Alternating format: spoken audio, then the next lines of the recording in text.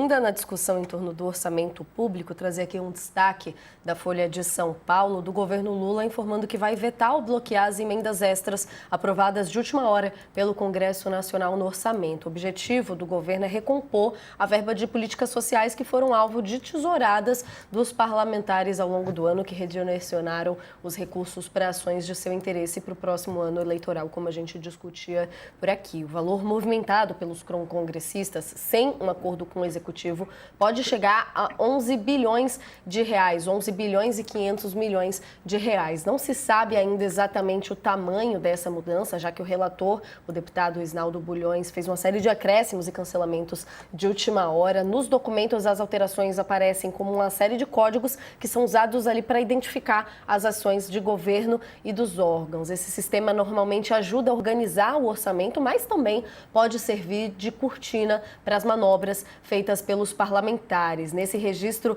da Folha, a gente tem aqui os detalhes desse tom, e eu queria, inclusive, destacar um pouco dos valores quando a gente fala nesses cortes em torno de medidas sociais. Segundo o integrante do governo, aqui o relator do orçamento reduziu 436 milhões do programa PED Meia, que paga bolsas de incentivo à permanência de alunos no ensino médio. A ação já tinha perdido também outros 105 milhões durante a tramitação das contas de 2026 na Comissão Mista de Orçamento. Então, trazendo esse sentido, também houve um corte de cerca de 300 milhões no auxílio gás, que paga famílias de baixa renda o valor equivalente a um botijão de gás de cozinha. Também houve cortes de seguro-desemprego, entre outros benefícios. Como que a gente pode ver essa manifestação, essa movimentação, também de certa forma típica de fim de ano, aqui quando a gente fala de organização de contas, professor Hilton? O problema maior dessa movimentação é a falta de transparência, né? A gente sabe que esses códigos todos eles são utilizados de uma forma a organizar mesmo, é uma questão burocrática, mas é o que facilita a colocação de jabutis, né? Porque você pode alterar ali alguma coisa no projeto, pode alterar alguma coisa no orçamento, e fica difícil de cara a pessoa perceber qual foi a alteração. É preciso fazer um estudo em cima das alterações. Isso não acontece por acaso, né? Isso é proposital. Quem faz esse tipo de operação sabe como funciona, né? E é um jeito de passar o orçamento. O governo também tem interesse. Bom, e aí, como logo no começo da sua fala sobre essa matéria, existe a possibilidade do presidente Lula vetar ou bloquear. Então, novamente, né, joga lá para frente a decisão. Vai trocando o pneu com o carro andando. A gente tem não só esses cortes que você mencionou, mas vai ter cortes também em bolsas de estudo, né, que acaba afetando muito a pesquisa, que é o que gera inteligência no Brasil. Por mais que isso fique ali em segundo plano muitas vezes, é o que gera inteligência, é o que deveria ser ter mais investimento, né? E pelo contrário, acaba sempre tendo algum corte. Isso prejudica muito a produção de ciência e tecnologia no país. Os cortes, às vezes, quando a gente fala de valores, eles não mostram exatamente o impacto que o que vai ter na sociedade, né? Então, quando a gente fala em cortes, por exemplo, no INSS, que são valores extremamente altos, ou mesmo nos programas mencionados, né, o PED Meia, são cortes que, na população geral, a gente não tem muita noção do que significa esse valor, porque são valores muito altos, mas a gente não tem a noção do quanto ele representa de impacto na vida das pessoas, né, no país do tamanho do Brasil. E isso deveria ser comunicado também pelo governo de uma forma mais clara, não um valor ou porcentagem, mas o que vai acontecer, né? Em algum mês vai ter que congelar, vai ter que atrasar, o que acontece? Então, falta aí um pouco de comunicação. Mas tudo isso volta naquela questão que a gente falou, parece um jogo um pouco eleitoral, né?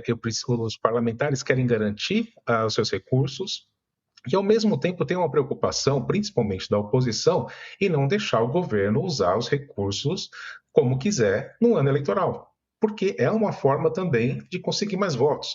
Então, todo o comportamento que a gente vê agora de final de ano passa por 2026. Não tem como pensar nessas votações todas sem considerar um ano eleitoral importantíssimo que será 2026. Mais de todo jogo político, temas muito importantes de interesse público sendo debatidos, né, professor Leandro? Quando a gente fala das emendas, acho até importante entender um pouco aqui que já existem limites estabelecidos, acordos entre o governo, Congresso, STF, quando a gente fala da execução dessas emendas. Como que a gente pode ler essa movimentação e o que esperar para 2026 nesse sentido? Sem dúvida, Natália, existem limites. A grande questão é que os limites estão sempre sendo desafiados, a questão está sempre sendo judicializada de alguma forma. A gente nunca viu, talvez em tempos recentes, o Supremo Tribunal Federal ser usado de maneira tão central dentro desse jogo político que o professor Hilton tão bem descreveu aí. Então, acho que a gente tem aí três preocupações essenciais, né? A primeira é com a responsabilidade fiscal, né? Precisa ir além da questão do discurso, ela precisa de fato existir, estar colocada, e ela não exclui a sensibilidade à questão social, né? Quer dizer, as duas coisas precisam andar de mãos dadas. É preciso ter responsabilidade fiscal até para garantir que determinados programas, que determinadas verbas, a questão científica, como o professor Hilton mencionou, enfim, todas essas questões atendam de fato o interesse público.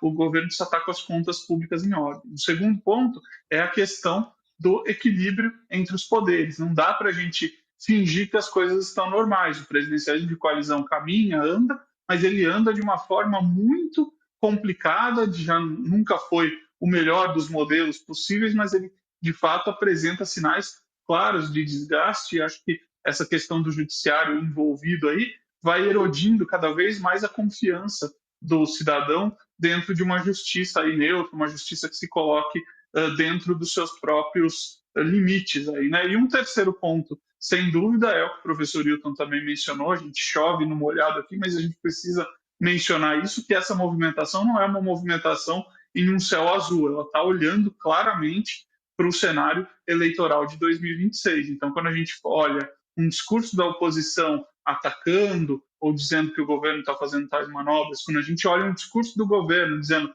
a oposição só quer apostar no pior do país, não quer que o país dê certo, tudo isso precisa ser muito bem matizado dentro de um jogo que a gente conhece muito bem, que é o jogo eleitoral. Então, todas as pecinhas que estão sendo movimentadas aí, entender como é que o governo vai buscar sua reeleição, como é que a oposição, a direita vai buscar aí seu nome, como é que o centrão aí se movimenta sempre buscando sua própria sobrevivência e sua garantia de recursos. Isso tudo precisa ser matizado pensando nesse cenário eleitoral, porque não dá para imaginar essa questão das emendas, não dá para imaginar essa questão do gasto público divorciado dessa preocupação que é essencial para todo político. Quer dizer, como é que eu vou renovar o meu mandato ali no ano que vem? E o ano que vem são eleições gerais, onde a gente renova não só a presidência, os governos estaduais, mas temos que lembrar também, renovamos toda a Câmara dos Deputados e 2/3 do Senado Federal, ou seja, tem muito cargo aí, fora as assembleias legislativas estaduais, né?